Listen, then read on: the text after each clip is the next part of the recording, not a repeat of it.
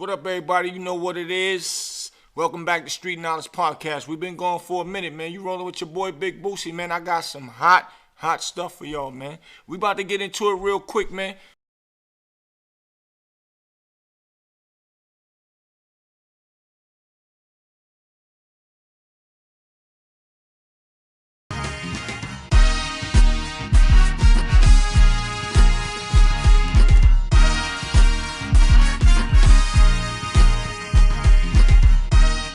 What's up, man?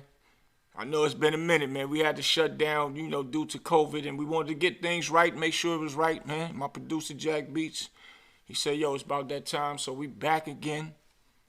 We back doing it real heavy. I want to get into some things real quick, man, before I get into a few topics and all that, man. Because a lot of people have been coming to me, man, since, the Paid It Full. It's the anniversary was, like, real close, like, real near, so they was asking me all, about it. And what's funny is everybody was saying they heard that I didn't like or I disliked the fact of they was running me back and forth. But nah, it was an experience, man. It was an experience. It wasn't that I disliked it. I just got tired of running the wardrobe, and I wasn't one of the actual characters in the movie. But what's crazy is, God is real. God blessed me with a part or a scene that was in the movie that was actually real monumental, real well known. Like when I'm in airports and I'm walking around and all that, everybody like, yo, I know you from somewhere. I'm in restaurants. Me and my producer Jack Beach was in the restaurant the other day. Or where we was at? Somewhere. I can't remember. But no, we was in the liquor store getting some liquor. And the guy was like, yo, I know you from somewhere. And I'm like, I don't know where you might know me from. And he was like, yo, you in Durham? I'm like, yeah, I'm in Durham. But, I said, you might know me from doing a lot of parties because I do a lot of parties out here. He was like, nah, it was somewhere from TV or something. And I said, well, maybe the Queen's Flip. I did the Queen's Flip interview. He was like, yeah, exactly. And I said, maybe the Paid It Full. I get it all the time. He was like, hey, there we go. So I want to say what happened was I was brought in to do consultant work for the film because I knew the guys. I knew AZ, Alpo, Rich Porter. I knew all of them personally. And when Dame and them put that film together, my brother Jay Black was over there actually helping Dame orchestrate it because Dame knew that Jay Black was definitely one of the pioneers that came up with that era. And he told him, yo, I got another pioneer that was, up under the umbrella, my brother Boosie. And he called me in. And rest assured, I came over there to do consultant work and hold it down. And guess where it was at? Nobody ever knew this. It was done in Canada. So I get over there in Canada. When I get over there in Canada, I see the big sets. I see Mackay Pfeiffer. I see Wood Harris. I'm like, oh, shit, this shit for real. Like, wow. So once I'm over there and I'm noticing what's going on, I'm working with Mackay Pfeiffer. I'm gonna jump over a few things, like when he in the car scene when he leaned back and he doing his crying. He did that joint probably about 5-6 times. But I told him some parts he was linked straight up. I'm like, nah, Rich don't sit like that. Like, you gotta lean back a little bit. So, they said, cut. Each time he cried fluently. We like, yo, how you get to cry like that? How you know how to do that? He said, you think about something sad. So, long story short, they kept telling me, yo, we need you on the scene, man. Go to wardrobe. So the only thing I was upset about, damn, I got to keep running the wardrobe to go and take care of this and go do that. Then they actually asked me to go to wardrobe and do a scene. And I was like, really? Like, all right, fuck it. I went, dressed up, did my scene. Threw on the outfit, went and did my scene. Well, I actually did 2 scenes. A lot of y'all didn't pay attention when he started getting money and he was rolling out all the cars and he was walking up passing the bags and stuff to him. I was one of the guys passed the bag to him, but the one that stuck out was the one when Cameron shot the guy in the ass with the chain, which really stuck out to people, man. And sometimes you never know when your blessings is called for you to come out and do something. So it was an honor for my brother Jay Black to suggest for me to come out there. It was an honor for Dame to even, co-sign, let me even, be in the film, because they could have edited that part out. I couldn't talk. This is what a lot of people don't know. You can't talk in a movie of that stature, because if you're not in the union, the people who own the film will get fined. So that's why I really couldn't talk. So being that I didn't talk, they kept that part. But it was still a monumental part. When Cameron won the Source Awards for Best Actor, they played my scene on the Source Awards. And I'm a guy that always was just at home watching the Source Awards. When this Source Awards came on, I seen me on the Source Awards for the first time ever. I'm just a regular guy from Harlem on the streets. And now I'm on the Source Awards with my likeliness. I didn't get to say nothing, but that's a blessing. So my jewel to y'all guys out there, take little parts like that. Like, I took little parts like that and I ran with it. Like, I still get shows to this day. Not shows, but like walkthroughs, hosting parties and stuff like that. And it's encouraging to people. So I wasn't mad, but I was upset about running back and forth the wardrobe. It was just something funny in that part. It wasn't nothing like I'm mad about something. That was a blessing, and God blessed me. So now, man, we back at Street Knowledge Podcast. You rolling with your boy Big Bootsie, man. We about to get into some things. Man.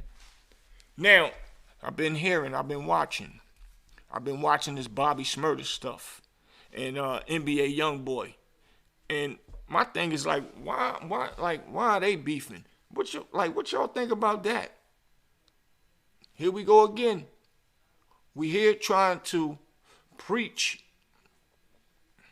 And I don't even want to say preach, because the young cats out there, the young boys, my management, Q Lover, I call him Q Lover, Q Management on Instagram. Make sure y'all check him out. He is like, say, the young men and the young, or young men is. I don't know if y'all would feel me if I say young men. I think my young boys will understand where I'm coming from, so they can understand I've been in their shoes. But anyway, once again, the journalists playing two well-known artists against each other and putting it out there, like making them. They putting they're editing their videos for YouTube and whatever else blogs they on to make it look like the other artist is talking to the other artist. Hope y'all following me. To make it look as if they're beefing with each other. That's fucked up. And why I say that is because that's the same reason we lost two legends. We lost Biggie Smalls, we lost Tupac to the same ignorant stuff. Why would we be doing that? Why would y'all do that? Don't, come on, journalists. Come on, bloggers. People that's putting out these videos. Don't do that, man. Them two brothers should be working together, doing hot music, and enticing the other up-and-coming artists, into doing the right thing. As far as, just doing music together, getting money, taking care of their family. Because, you got to check this out. You got to understand this. What if either party killed each other, right? Which we already seen this shit already. Time after time after time. So what if one kill each other? It ain't just about losing them. It's about their family members. Their family members is going to suffer.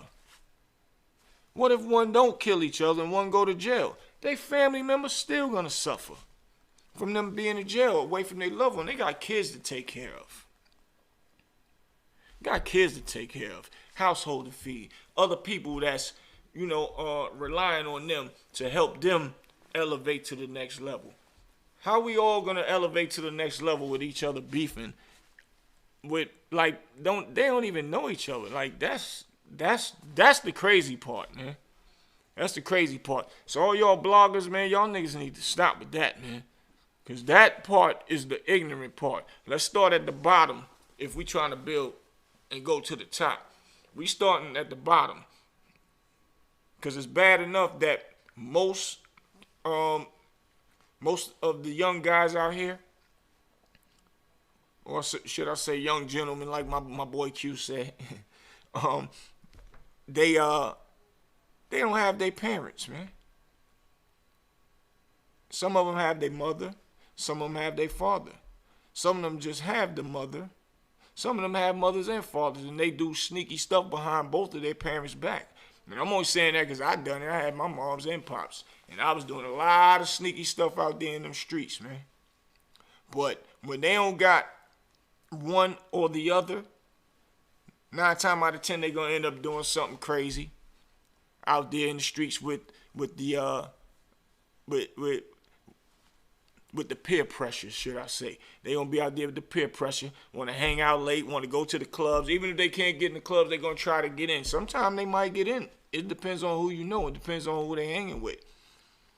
But us putting this type of battery in these guys' back, these guys came from nothing and turned their lives into something.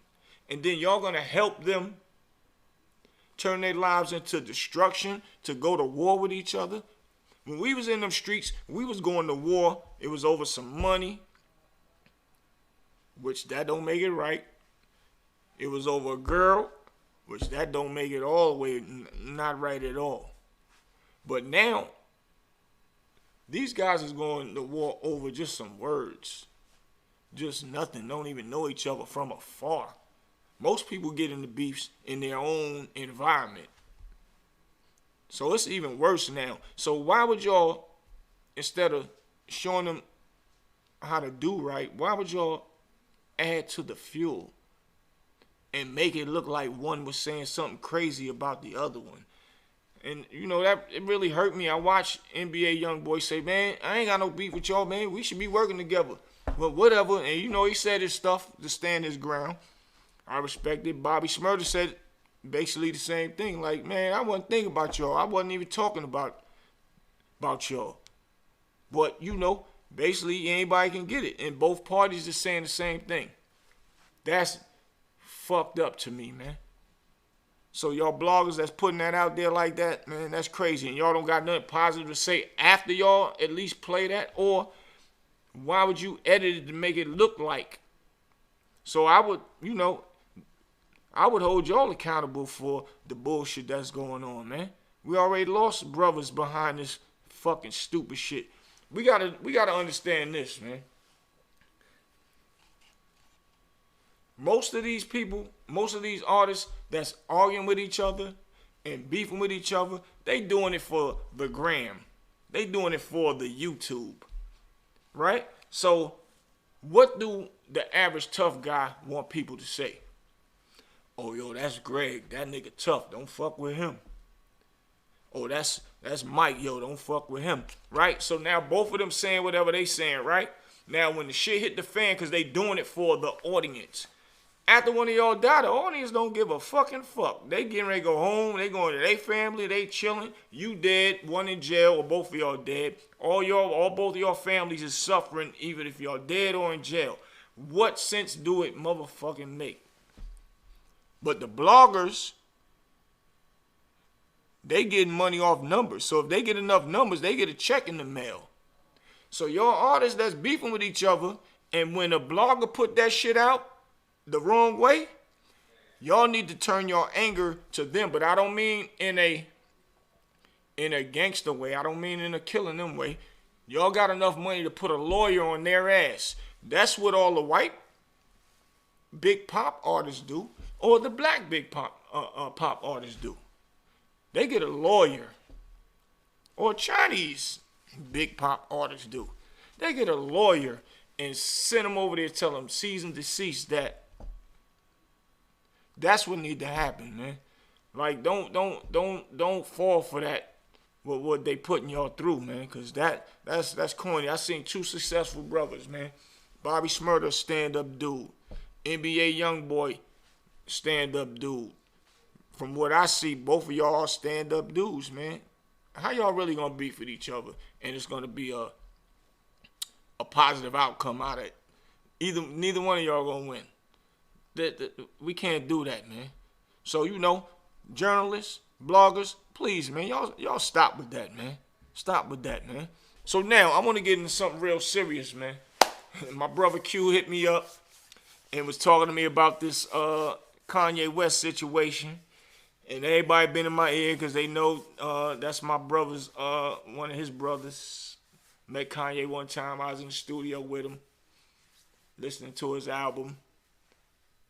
One thing about Kanye, man, and he showed us mad love in there, man. So I don't got nothing bad to say about him. Mad love.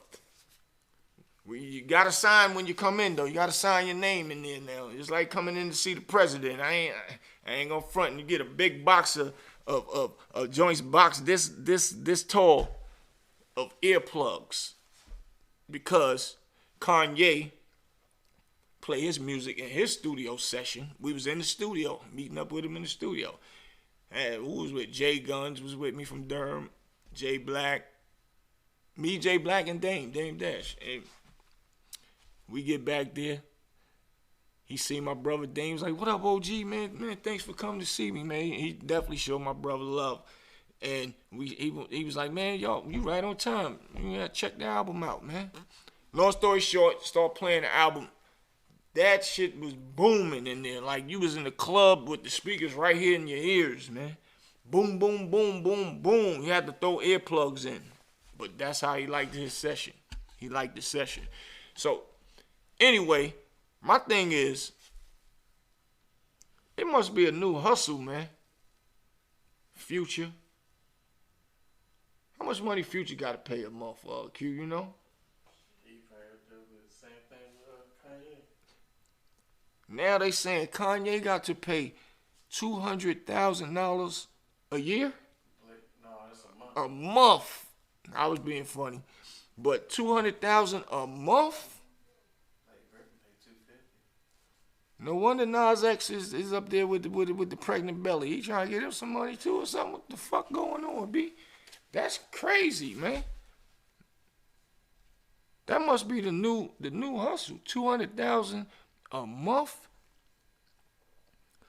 That's deep, man. I don't really know how to get into that, but I mean, what's your comments on that? Please hit me with on the comments on that. Do a woman deserve to get $200,000 a month? I understand their lifestyle. I understand it. The kids is, I don't know how old are. You know how old they are, Q? You know how old they are, Jax? 9, 7, 6. Because they got 5. Right. But, so, if we broke down $200,000 a month, what would $200,000 a month get the kid? House. And then the next month, what would it get the kid? Man, they get a house and a car in that first month. What do you mean? A Lambo. And then, all right, so let's say the third month. What else would they need? Well, all right, so let me say this. What would they need? In 1 month for $200,000, a 6-year-old kid, 7-year-old, a 13-year-old kid. It's like $45. Right. Pampers. So they probably not even in Pampers no more. I know they're paying tuition, though. All right. Tuition still. Tuition. Tuition like $60,000, $80,000. I mean, unless they're going to some crazy Ivy League craziness. Even if it's Ivy League, but I guess they got security around the whole building and everything. But this is every month, though. But still, So is $2 million too every year. right. 1.2 million. Every year. Annually. No, that's 2 mil and some change. Yeah. Oh, it's not okay. It's 200,000. Yeah, it's 200,000, not 100,000. Okay. Yeah, get your math right. Just that's 2.4. that's just for a kid to be alive and just living and walking around the house and eat kids food, snacks. Man, that's some of that money probably going to a mortgage. Do they tax child support at that rate? But I'm wondering, like, if the spouse or the ex is still making the same as you, I think it should still even out. But just because you are the father, that they can, tell you to pay that much money, like, wow, man, we gotta do something about this child support thing. Where's our lawmakers at, man? People who made the law, even though they made this law, but they need to revamp that, man. Where's our people that is holding it down for, these fathers out here that's getting that big dent put in their bank account, their pockets. Look at 50 Cent. His son get $7,500 a month. What is it? It was 65 a month. And for child support for a person of 50 caliber, I think that's kind of, I think that's kind of cool. I think it's kind of cool for his caliber. That still might be too much. Still. Bro, and he's 20 something, right? I was about to say he's 26 and he's still getting 65. Bro, you better shut up, man. Bro, you be 25, still getting 65. Yeah, that's deep right there.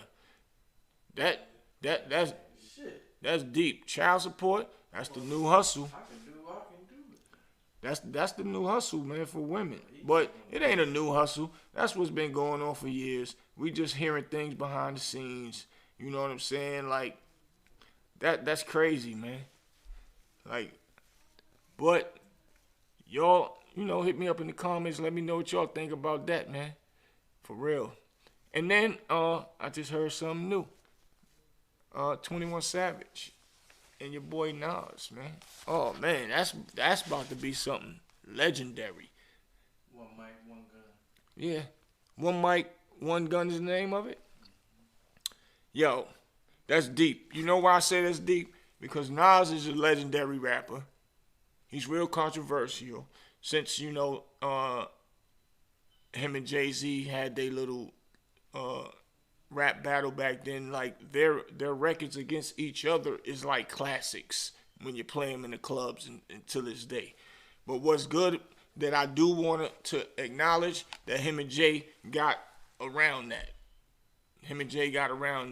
And they became friends. Jay, even when he was the president of Def Jam, if I'm not mistaken, he signed Nas. And it take Nas to be a big man to let Jay sign him, because he was before Jay in the limelight in the rap world, and Jay overexceeded to the point where he was a representative or president for Def Jam. So, I commend both of them on that part about them coming back together and doing some business together and things. So now, you don't really hear Nas on too many songs with a lot of these new rap cats. Am I mistaken? Another thing was, my boy Ed Lover was talking to the guy Academics about hip-hop history. I seen that the other day. How he was saying, Academics was saying the old guys like Melly Mel, Grandmaster Flash, and them was old dusty rappers or whatever. And to my acknowledgement, it was looking as if Ed Lover was looking at it as, why would you say that about rappers who made the way, or who paved the way and created rap for other rappers to actually be somebody in this world on a level of having money, being rich. Because back then, those rappers didn't have an opportunity to do it. They was just doing it for fun. It was just a who's hot and who's not type of situation, man. And going in the parks and turning on the lights and plugging your turntables up into the lights and throwing a party inside of a basketball park, and everybody come out, have fun, people rapping on the mic. They didn't have a chance to get rich until, I don't know who seen it first. Well, Sugar Hill Records, Miss Sylvia, the homie Leland, my boy Scutchy, they mother and father created Sugar Hill Records, and those were the guys. Or, no, excuse my language. Those was the label, the woman and the husband, the wife and the husband that created a record label that actually put out black faces, black people that can rap, and took a chance with spending their money on it, and it started taking off from there. Then they signed Mob Style, which was AZ Faison, which was the one who wrote the Paid in Full movie. They gave them a distribution deal with their group called Mob Style, and that took off. And when that took off, then Def Jam came along. I want to say Def Jam. Maybe other labels came before that. I can't remember right now. But what I'm saying is that was the battery that started this hip hop until today. So Ed Lover was on Vlad speaking about how academics was, out of line for saying such a statement like that. And I can really agree with that. And I don't have no problems with academic. I like what he do. I watch, some of his content now. But before, I was hearing like he was the one that had a bunch of gangsters on his joint and all that. But still, I ain't mad at him. That's what he do. That's what he do. But hip hop can never be looked at as dusty rappers, because when you start something, you start from the dust and then you turn it into gold. That's just the main thing, and that's just a way of life. If they was dusty, that's what it was. Wherever they at right now, any rapper that is popping and rocking, when they see them, they should definitely acknowledge them and show them a lot of love, man. That's how I feel about the situation. Show them some love, man. Because we wouldn't have what we got right now if it wasn't for them. Bloggers wouldn't be able to be blogging and making money if it wasn't for those. You're not even rapping and you behind a camera and you making some money because of those guys. Commercials that use rap music is helping some of you guys that's rappers out here. Movies, they play your stuff, you getting paid. All that come from that, man. So we can't forget and call nobody dusty. That's our problem now. We don't stick together, man. We quick to look down and frown upon on each other as soon as we think we got $2, $3. It ain't about the money. It's about where you at. And that's what it's all about. I'm about trying to help show people a better way. And that's what we're doing right here with Street Knowledge. Street Knowledge Podcast, man. We're not just going to give you just street knowledge. We want to give you just knowledge itself. We named it Street Knowledge because we learned a lot of things from the street, but you compare the streets into corporate life, corporate world. And that's what it's all about. And that's what we going at with this, man. So y'all stay tuned, man. You rolling with your boy Big Bootsie. I had to give y'all something real quick. And y'all stay tuned. That Vlad interview is on the way, if you didn't see it already. My bro Q Life, my bro Jax, we signing out, man. Let's go. Street Knowledge Podcast. We'll be back with something else.